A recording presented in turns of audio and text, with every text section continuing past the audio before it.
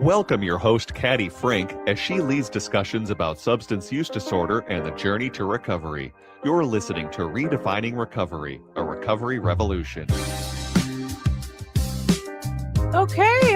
Hello, folks. Welcome to Redefining Recovery, a recovery revolution. We got a little new bumper music coming in there. So we're just all kind of getting used to that. So, hi, my name is Caddy. I'm your host, and this is Redefining Recovery, Recovery Revolution. I think I already said that. I'm just getting used to the new music here on AM 950, the progressive radio station. Who's across the table from me?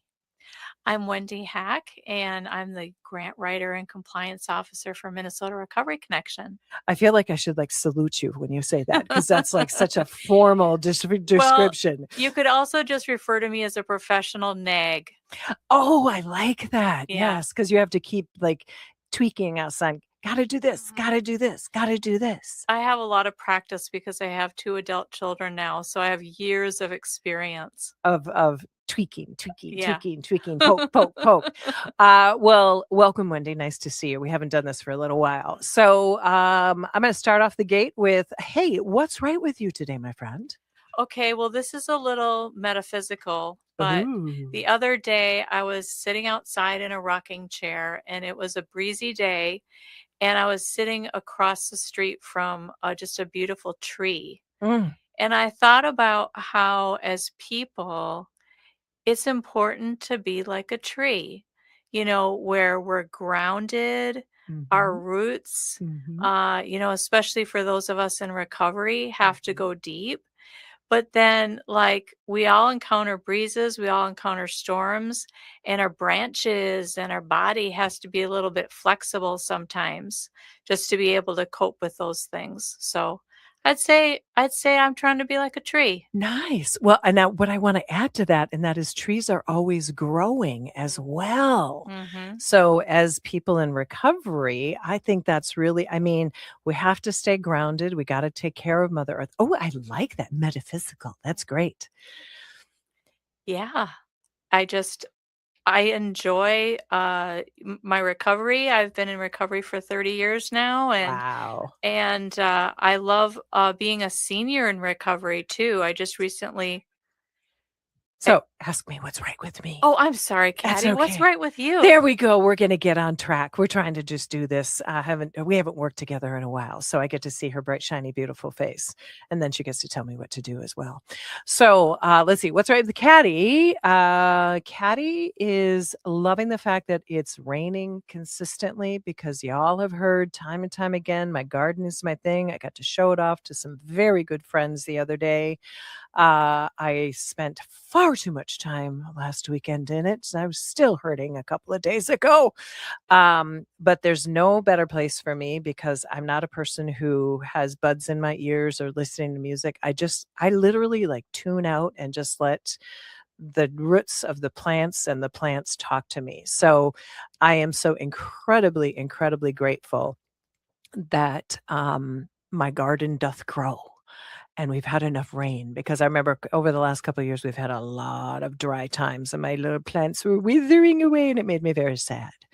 So, one of the things that Miss Wendy and I want to discuss, we are rather experienced in our journey of recovery. I have 25 years. You said you have 30. 30 years. That's a we got 50 years, 55 years between the two of us. Okay, that just scared me a little bit. Mm-hmm. That's a long time. Mm-hmm. And it's a process, isn't it? Absolutely. Yeah. So one of the things what I want Wendy to discuss when we come back from break, we're not going to take a break yet, but Wendy, talk about the group of individuals that you work with in the specific community, and we're going to enlarge that conversation, but just give everybody a sneak peek of who you work with currently. Well, at MRC, I think one of the things that we really try to provide is lived experience with the participants that we have. And because I'm old enough to order off the Denny's senior menu, that means that I get to work with our 55 plus community, which I'm super excited about. Wow. I get to do that too, I guess. I've never done that. Wow. I did get a senior discount at a co-op like a couple months ago, and I still don't know if I liked that, but I'm like, I'll take a discount anywhere I can get it. And the reason why we want to have this discussion, number one, Wendy is working with this community. And one of the things when I'm in my training, and tell me if I got it right, and that is when we think about the age that we're at, we kind of came up in the 80s, late 70s, 80s was our like woohoo time. And now we are more mature, more grown. Those were fun party times, and there was a lot of stuff out there. There was not the stuff we have today in terms of the substances, but we had cocaine, and there was crack in the mix. There's certainly pot, there was heroin, obviously alcohol, because that was our both of our struggle, maybe among other things. But we now have that group of folks that were in the 80s and 90s that are maturing, and sometimes those substances can carry on. And then the other thing that I also want to think about, and you need to fill me in on if this is valid or not, is that people who are more mature sometimes have more pain because of injuries or various changes in their physical body. And so there was a time back in the 80s and 90s and 2000s where opiates were just randomly given away. And so I know personally of a couple people that got addicted or relied on the opiates and then they were pulled away because of the opioid epidemic that we're in. So is that accurate as far as maybe some of the people that you're dealing with? Yes, for sure. Aging issues are probably the number one thing that we discuss together because the physical pain aspect of things Mhm, and how your bodies are falling apart at 65, 70, 75, 80, it just gets more and more extreme. mhm. And so, that can set us up for using substances because it's hard to live with pain. Yeah, yeah. And so, I mean, it just to me, having being a person who, I go in my garden for 5 hours, I'm like whacked out of shape for a good day. And so I take my over the counter Tylenol or ibuprofen to sort of, kind of stave off what I can, but that recoup is harder. And I think it's just super important to have this conversation about what's going on with more mature adults. I know a story that I was told years ago by an EMS guy. He was with North Hospital, what's Memorial? Memorial. Thank you. There we go. North Memorial. He was one of their community outreach people. He would go out and see people out in the community post surgery. This was one of the services that they had. And I thought it was fabulous. Rather than having to have people come into a clinic, they actually go out and help. But he was out on a call at a senior living kind of space.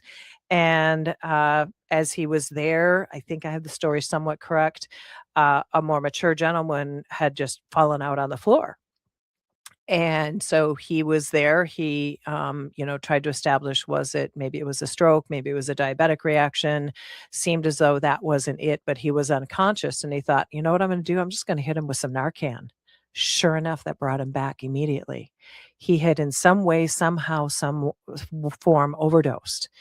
And this was a senior. This was somebody 70 plus, if I remember the story correctly.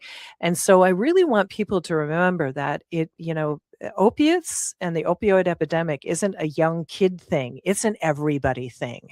I hear enough adults that are talking about them still trying to get off fentanyl, still trying to get off some of the synthetic opiates that are out there.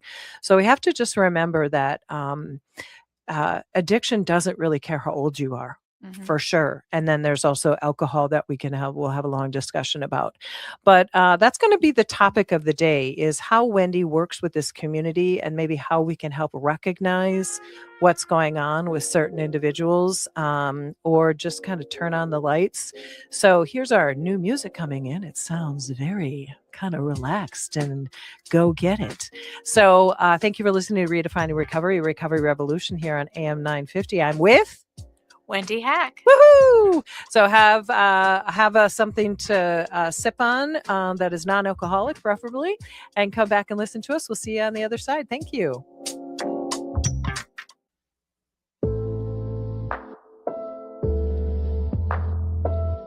Welcome back to Redefining Recovery, Recovery Revolution. We've got some new music here coming in. Yes, we've had to do some change up on some music just because some of the things that happen in the great radio world, we can't have music that has been played by other artists. So we want to respect those ground rules. So Redefining Recovery, Recovery Revolution. Sorry, y'all, the music is kind of getting me flipped out because I'm not used to this new stuff. So I'm here with Wendy Hack. And you are? I am a certified peer recovery specialist, and I also work at MRC as the grant writer and compliance officer. So Minnesota Recovery Connection is big enough and small enough that we need to have somebody like Wendy who can come in and do like many different jobs. It's fun. Just like we all do. So coming back, we're going to be talking about seniors. And so what Wendy just told me is that she is working, not just seniors, but the senior community. She is currently working with 9 individuals as a certified peer recovery specialist. And so why don't you give us maybe a broad picture about what are some of the things that you're encountering in the substances and the situations that you're seeing? Well, I service participants who primarily participate in Senior Recovery Center. And Senior Recovery Center is one of the few organizations in the Twin Cities that caters directly to seniors. Define senior. What's the age there that they're working with primarily? 55 plus. 55 plus. Okay. Yeah. And they're located in St. Paul at 200 Plato Boulevard. And I think one of the biggest things that they love about that is that they get to be with their peers.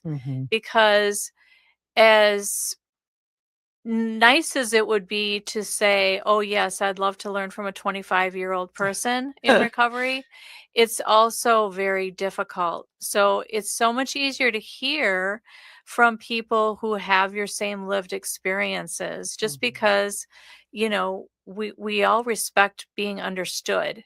And if you don't have that life experience, it's really hard to be able to communicate that. Let me add one thing. This is something that's come up for me when I'm doing the training for peer recovery specialists. It's my primary thing that I do at Minnesota Recovery Connection. And I have had to make sure that I am tuned into people who are even 30 and 40 because their substance use experience is very different from mine. And I really admire what you just said about and that's the whole essence of peer-to-peer services, is that somebody that has either a similar lived experience, nothing's ever going to be the same. It can be samer, but it's never going to be the same. But that's what you're saying is so important. And that is you've got somebody who's got more, what's the term that we're using? More maturity. That's like the bad word. More seasons behind them. That's what I really like. And so when the seasons can be shared, it really does make a relationship and an understanding come together. And personally, I've had to really sort of engage with folks that are younger than me and say, tell me more about what's going on. I cannot live in that same space. I understand addiction. So what you said, I just think is so important. That peer-to-peer service, it really makes a difference, particularly when you're talking about somebody with more seasons.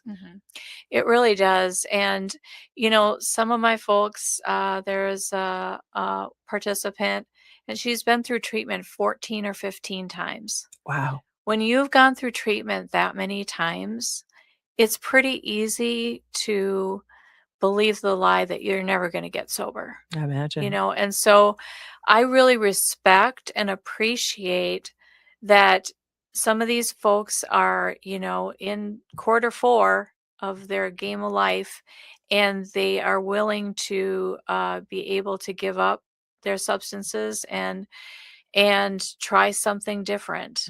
Mhm. I think the other thing is that you know, when you have had that long of a time, you also have drinking buddies that go Mhm. back decades, Yeah. right? Mhm. So, when you're trying to get sober and saying, I need a new friend group, in one meeting that I was at, recovery meeting there at the Senior Recovery Center, we asked the participants, what's the number one thing that you deal with that's a hindrance to your recovery? And they said loneliness, you know? Wow. I mean, it makes so much sense when you have your I love that 4th quarter. When you're in that 4th quarter and you've established all these relationships, long-term relationships, as well as long-term habits. And then all of a sudden to say, I gotta leave or I've gotta change that relationship with all those people, whew, that is such an important thing because people would be lonely. I mean, people who are younger, who are having to leave communities that they've been involved with. I mean, it works on the spectrum all over, but kind of the younger you are, the more adaptable you are. And not that we aren't in this 4th quarter, but it's definitely harder. So what's the resolve to that, or what's the words of inspiration you give? Well, I think, we talked about activities that you can do and ways to, connect with your community, with neighbors, places like Recovery Frogtown. Mhm. But also, I think people really try to utilize the groups there, Mhm. and I would say, on the whole, they're pretty good about contacting one another. Okay. Every month, at the end of the month, which I always am sure to attend, is their potluck. Ooh, Yeah, and so those are great. you gotta have some I good know. food. I never miss it pretty much. No? Yeah, so we enjoy that, but, like, today they're going on an outing and they're all going fishing together. So I think it's just, they're trying to build those friendships within the recovery circle, to make that loneliness aspect, less, Yeah. which is good, and I was so proud of one of my participants. She's 80 years old. It pains her to cook a holiday meal, Hmm. but she was like, "You know what? I'm gonna have so and so over from our group because none of his family is here in the state, Oh, and wow. I'm gonna cook for him." And, to see that kind of love and devotion for other people in their recovery, I think is just phenomenal. Wow. You know, it all comes down to, when we talk about our name, Minnesota Recovery Connection. Really, the best way that you're going to recover is building community and having connections with people. I'm going to make a slight turn. What are the substances that you are seeing these individuals struggle with? What does that look like? For them, pretty much primarily alcohol. Okay. Mhm. Which makes a lot of sense Right. based on age. Did any of them dabble in any of the other stuff that we mentioned? A little bit, but it's been primarily alcohol is a substance of choice there. Okay. And then what about opiates for pain and thing? Has anybody ever had any issues that you've been made aware of, I guess? Yeah, that's definitely something that we talk about because, it's just a pretty common occurrence that somebody's going to have a hip surgery or they have a knee surgery or they have a hernia surgery, and it's just like, then how are you going to cope with that Mhm. when you get out? Mhm. What are your choices? What are your options? And so that's something that they discuss with their doctor. But, I'm there to support them being Mhm. able to get through this and say, you know what? I think all I can do is take some Tylenol, Mhm. or take some ibuprofen, Mhm. because they know their limits with those kinds of things. Wow. When you talk about the participant that went through 14 treatments, one of the things that, ironically, a very mature person years ago when I was up in St. Cloud, I think he had been through, I'm forgetting the number now, but it was in the 20s. He had been through 20 some treatment programs. And he was a little downtrodden about that, like, yeah, I've been to this many treatments. And I said, you know what?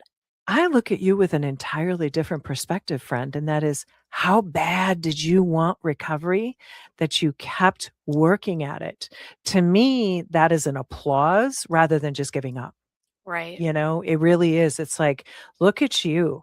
Because no doubt, somewhere along the line of this individual that you have that's been to 14, they picked up little things along the way. But then when you have more seasons, you're in that fourth quarter, there's a lot of things that can get in the way of sustaining your recovery because the pain or the disappointment or the family loss or spousal loss or disease that's hit, you just kind of say, I'm just gonna cause I'm old. You could use that excuse, I'd imagine. Yeah, some of them, they've been told by their doctors, if you drink, you're going to die.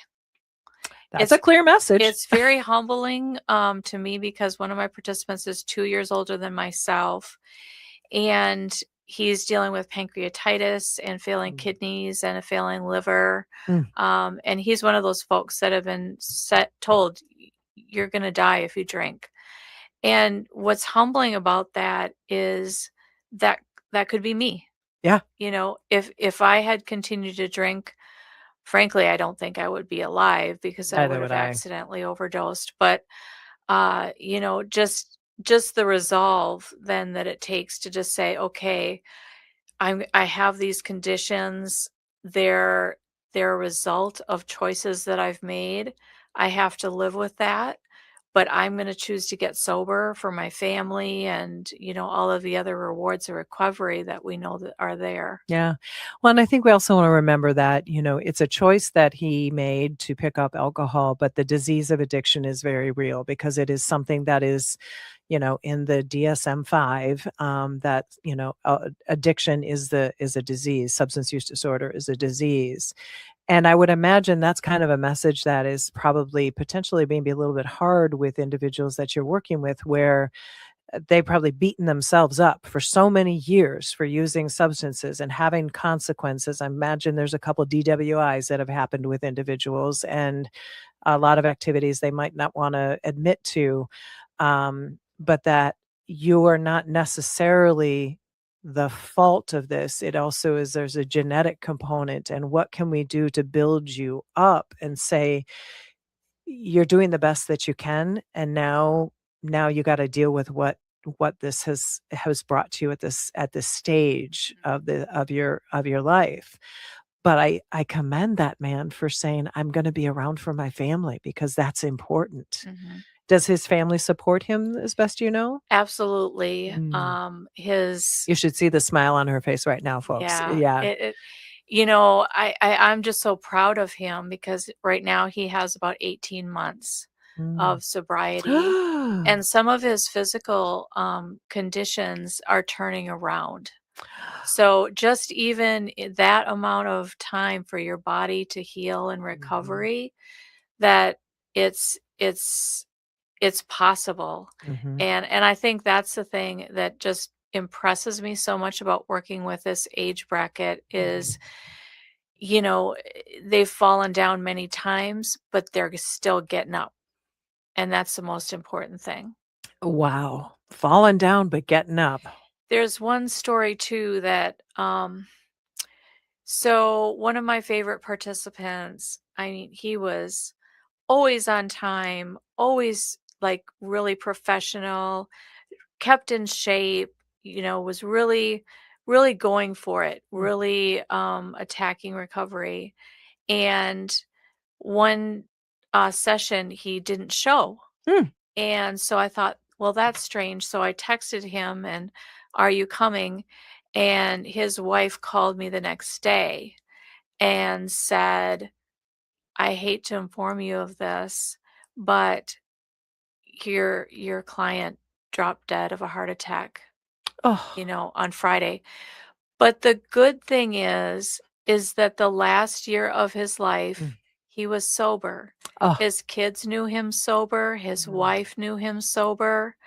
And he is 59 years old, and, Wow. none of us know how much time we're going to have. I think the thing that kind of especially broke me up about this is he and his wife were talking about next steps. What are they going to do in retirement? Now they're empty nesters, and how is this golden age of their life going to go?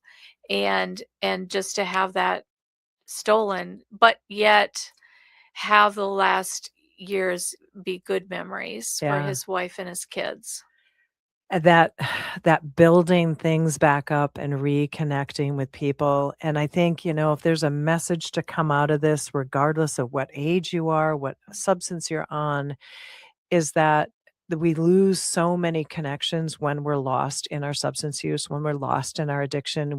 We're scared to talk to people. We're ashamed of what we've done. We don't want to be around people because we're afraid of the judgment and the you shoulds and here's how you're going to get fixed. But to your point, here's an individual who got his recovery on track and had a great quality of life for a period of time. And probably even though he died unexpectedly from a heart attack, there was joy for everybody around him rather than the discontent of, oh, here he is drinking again. He's probably just gonna, because we get so judgmental in our communities about people that struggle with addiction. And yeah, there's a lot of bad activities that go around with people that are substance use disorder individuals. I mean, the theft and prostitution and drug use and, ill-begotten behaviors. But it's still a person underneath there. And usually that person has reasons why that substance has come into play. I say, and I like your side of it too. I didn't, wake up at 18 years old and go, you know what? I think I'm going to become an alcoholic. I think that's a great way to roll. That wasn't what my thought process was. I had my first drink and some switch got clicked on, and stopping wasn't something that I could figure out. And it ruled the roost for quite a while. So remember, folks, it's not like somebody goes, ooh, goody gumdrops. This is what I want to do. Usually there's a lot of circumstances behind it. What about you? Like, what about your substance use? Just, Well, I think for me, I come from trauma, and pretty much every single person that I work with has trauma in their background. I have sexual assaults, I have rape, and all that just really was a catalyst for me to jump into the world of drugs and alcohol. And as the consequences piled up, it's more and more just to obliterate the pain, mhm. even though it's causing me so much pain. And I tried getting sober. I tried very hard to be a social drinker, even though I don't understand what the heck social drinking really is, Huh? I actually. got nothing. I got nothing on that one. Exactly. Like, Leaving a half a glass of wine? I What? know, right. It doesn't make sense to me. Why wouldn't you slam it? That's good wine, Uh, but I realized that okay, this mental obsession that I'm doing, other people aren't actually engaging in that when it comes to alcohol. I just don't really understand, and you just have to accept that there's an impasse between social drinkers and Us. people with substance use disorders because they're just social drinkers don't understand us either. They're No. like, this is causing you so much pain. Why don't you just stop? And they don't really realize that this has become central to our ability to cope. Mhm. And it wasn't until I participated in a recovery program where I wrote a journal of every single time I remember using, Oh, wow. from the first time to the last time, and what happened, what were the negative consequences, Oh, and then how did I feel about those I hope you consequences. burned that, or do you have it Well, in a I safe read space? the whole thing, which was 25 pages long, to the group, Oh, and it was so cathartic. really? Absolutely. It was like opening up a shame closet that And? hadn't been cleaned in years. And it's just this like just letting all that go. And then the response of the group was so unconditionally loving and accepting that it was like, you know what? Do you think if you would have done any of those things sober? And I was like, no. I just thought I was an idiot. It's Oh. like, no, you just have a disease. Yeah. You're an alcoholic. Mm-hmm. And then that really clicked, and they were like, "Well, what do you think you should do with that information?" And I'm like, "Huh, I don't think I should drink anymore." Good choice. Nice. I don't want to add page number 27 or I 28 to know. this. It was painful, very painful. Wow. I am tipping my hat to you, friend. I don't know that I could do that. What happened to that journal? I still have it. Okay. Yeah.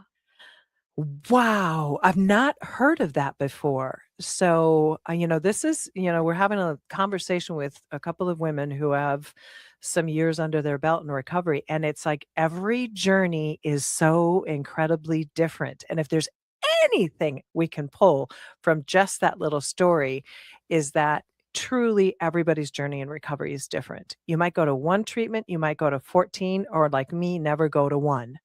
And I can find my recovery. I can find that.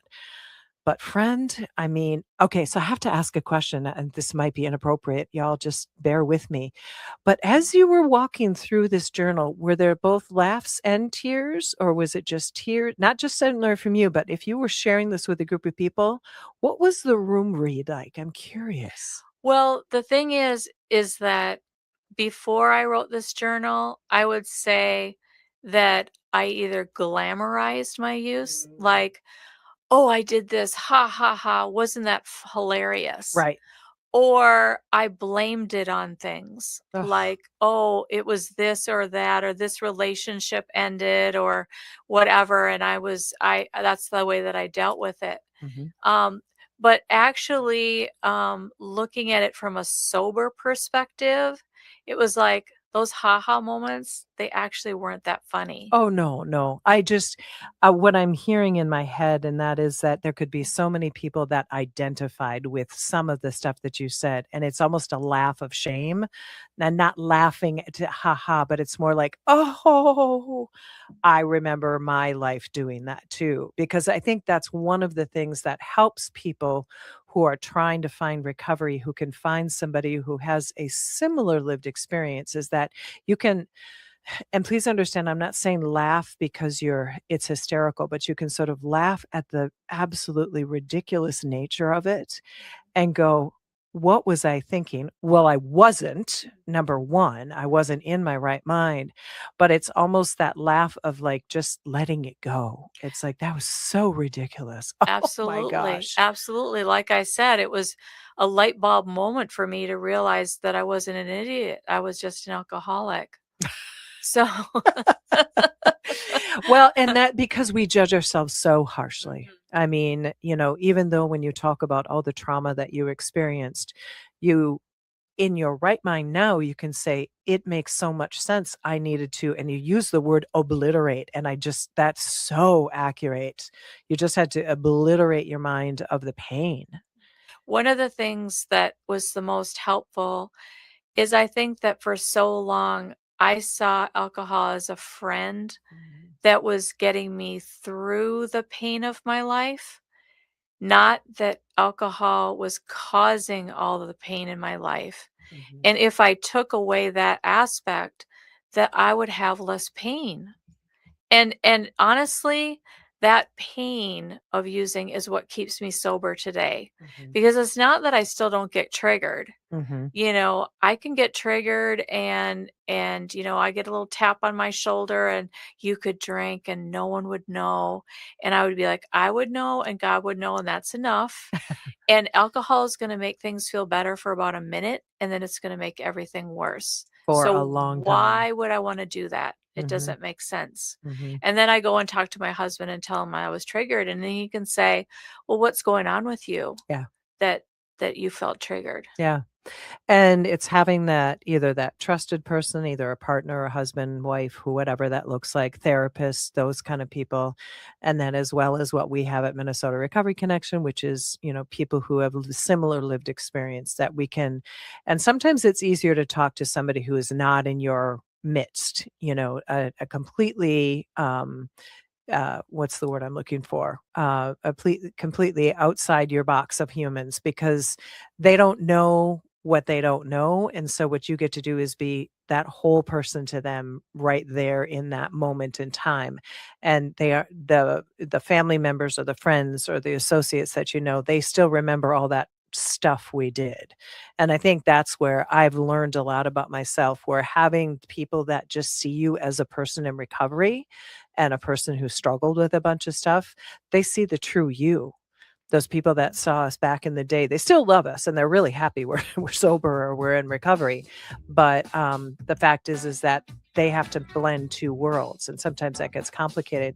So we're going to take our break, our last break. We'll come back and we're going to, I don't know exactly how we're going to tie this one up, but we're going to tie it up in a pretty bow. And thank you for listening to Redefining Recovery, Recovery Revolution, brought to you by Minnesota Recovery Connection. I'm sitting here with Wendy Hack. and this is Caddy Frink. We'll catch you on the other side. Thank you.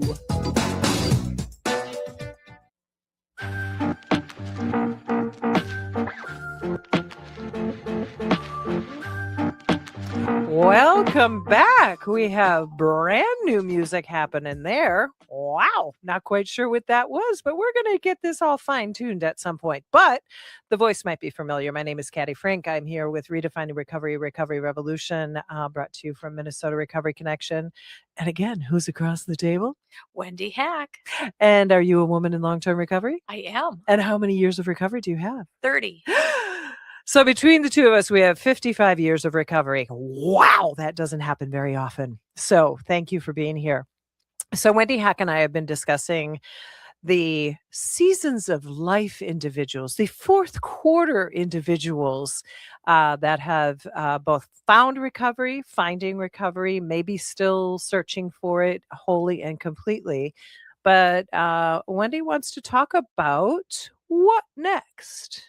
Well, I feel like there's two main ways that you can approach aging.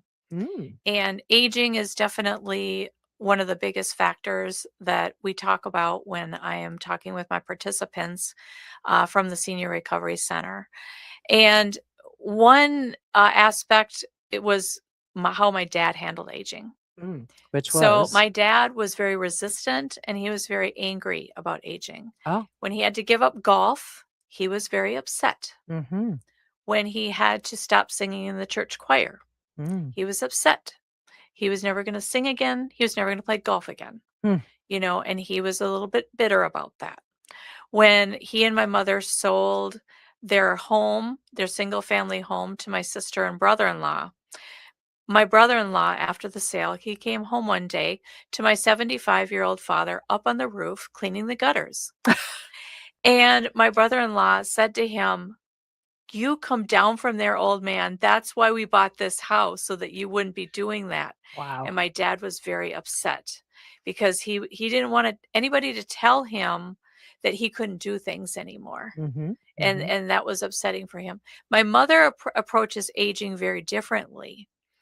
I would say that she is much more accepting, but then finds alternative. And I'll give you an example.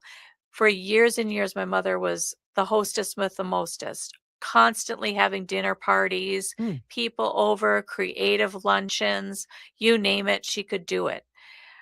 She realized that it was starting to take too much out of her to do that, but she still wanted to be social. Yeah. So she was like, well, instead of having people over, I will just go out with them to a restaurant. Let's still meet. Let's still talk. The important part was the socialization. And the other thing is that if she was going to host a holiday or something like that, she would pace herself. Yeah. So she would do a little work and then she would sit. And then she would do a little work and then she would sit. And then so it took her 3 times as long to get something ready, but she didn't wear herself out doing it. Yep. And so I've tried to adopt that same kind of method for my own aging, is just, well, I have to accept that, you know what? I am not going to be able to clean my tub the way that it used to be cleaned. I'm going to hire somebody else to do it. And I'll tell you what, it changed my life. Right. Well, you know what made me think about your father is that giving up golf, giving up Singing in the choir. singing in the choir, he lost his community.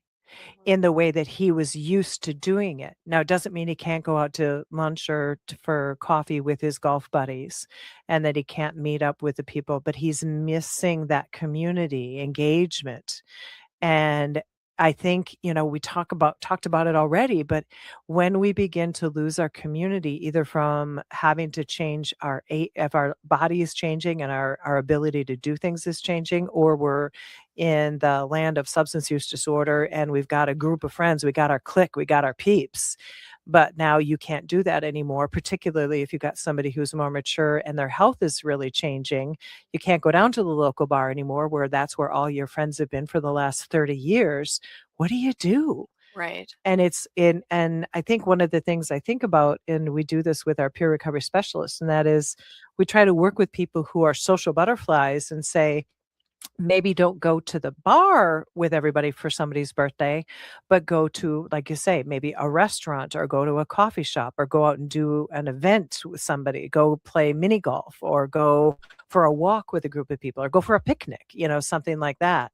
The idea behind recovery is that you can't just stop doing things because then you're going to get lost in that stop and then you're going to get depressed and you're going to get sad.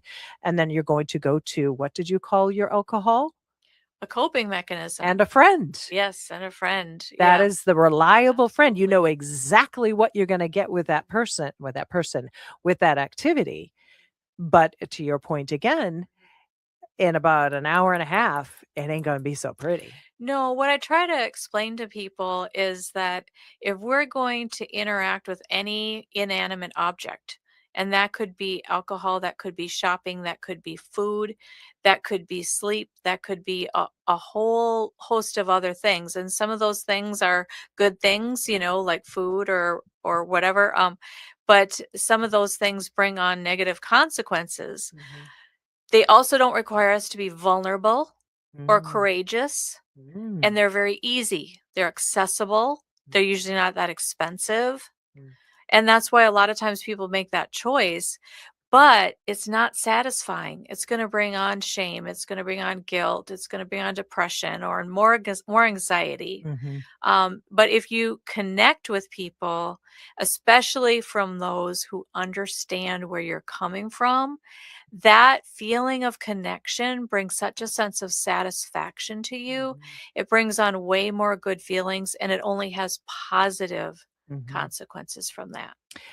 And I think when you say that, it makes me think about, I've got a lot of friends that don't use substances. But when I'm with my peeps that have, and I say this not lightly, but we can joke about what we did and who we were at one point because we're not there anymore. Because sometimes you got to laugh at the past because you can't always cry. Right. You have to flip the switch back on. You have to say, you know what, or flip it off. I don't know what the heck I'm doing. I'm flipping a switch. But I just got to make sure that I recognize that there was a lot of damage, but I'm better than that now. I think I mentioned this, and I don't know if you are, but when I had 24 years of recovery, I flipped over. I had more time in recovery than I had drinking. And I was like, ooh, that's a milestone. Now, there's a lot of people out there that have a lot of years ahead of them to get to that point. But those are the milestones that when you find your recovery and you sustain it and you live in it, when you can hit these spaces and places and you get to talk about it with the people that love you that are the same age. And I can look at Wendy and go, I kind of know a little bit about what her world was. I do know what we do share. And that is we love to drink at one point because it made all the pain go away. Our pains are different, but we know that one common denominator. And so people who are out there struggling with substance use disorder, whatever the substance is, to your point, Wendy, the chances are there's some pain behind it. There's some trauma behind it because nobody wakes up and says, I want to be a meth addict. I want to be a fentanyl addict. I want to be an alcoholic. That's not what our dreams are. Our dreams are to be the best people we can be. Yeah. And another aspect with aging is that a lot of times there's grief and loss. Oh. Maybe they've lost their spouse. Maybe they've lost a child already. They've lost friends. And some to substance use and some just because they got older and they died. But one of the things that I think is is great about that is that we can be able to go through these things together. Mm-hmm. That we can be able to talk about them. I've suffered from fibromyalgia for 40 years now, and I have to tell you, it is wonderful to be on the phone with someone, talk to them about where to get orthopedic shoes, and they say, "This is so helpful." Yeah. And I'm like, "Yay, my plantar fasciitis was finally good for It something." meant something. Thank you, Wendy. I appreciate you being here. I also want to make an announcement, and that is we have some new addresses. I'd like to say that our headquarter office is at 520 Osborne Avenue, Suite 110 in Fridley. And we have an office on 4009 East Lake Street, Minneapolis, 55406. If you want to reach out to us at 612-584-4158. And our East Lake Street is by appointment only at this